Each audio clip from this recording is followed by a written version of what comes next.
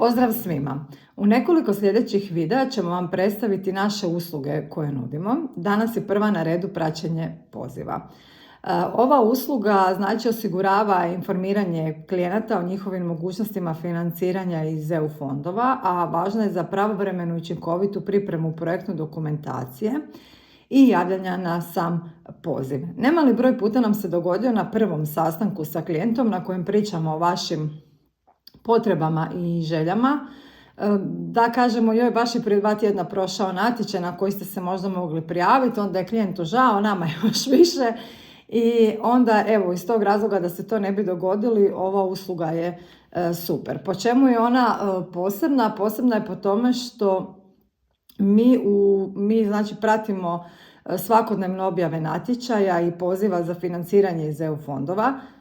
Znači točno prema vašim željama i vašim područjima interesa, što znači da mi kada pratimo natječaje točno znamo za svakog klijenta što želi, što mu je prioritet, što je nekakav kratkoročni cilj, kakav je nekakav dugoročni cilj i mi ako se vama javimo da je neki natječaj objavljen, znači da se vi na njega možete prijaviti. Mi prije toga znači odredimo analizu poziva, detaljno analiziramo dokumentaciju poziva kako bi mi razumjeli uvjete, prioritete i same kriterije. Identificiramo i evaluiramo potencijalne prilike na pozive koji najbolje odgovaraju vašim ciljama, željama i područjima interesa. Nakon toga obavještavamo vas o aktualnom natječaju i pozivamo se detaljnom analizom.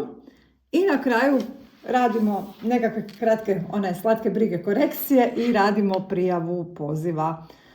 Tako da, evo, ukoliko ne želite da vam se opet dogodi da propustite poziv, kontaktirajte nas, ugovorite ovu uslugu, saznajte još više ako vas nešto zanima o toj samoj usluzi. Ja moram priznati da nam se zaista to pokazalo kao bingo, s obzirom da na prvom sastanku održimo razgovor, vi kažete sve što vas zanima, sve što bi vi htjeli, mi sukladno tome pratimo sve i ako izađe poziv, vjerujte, prvi ćete saznati da se možete na njega prijaviti. Evo ga, pratite nas na nekim sljedećim videima u kojima ćemo vam objasniti neke naše druge usluge. Pratite nas i dalje putem društvenih mreža, LinkedIn, Facebook, TikTok, Instagram, na našoj novoj stranici.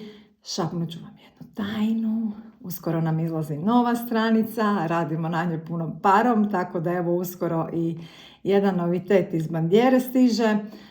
Svakako, eto, ostanite uz nas i čujemo se i gledamo se. Hvala vam puno, Đenja, bok!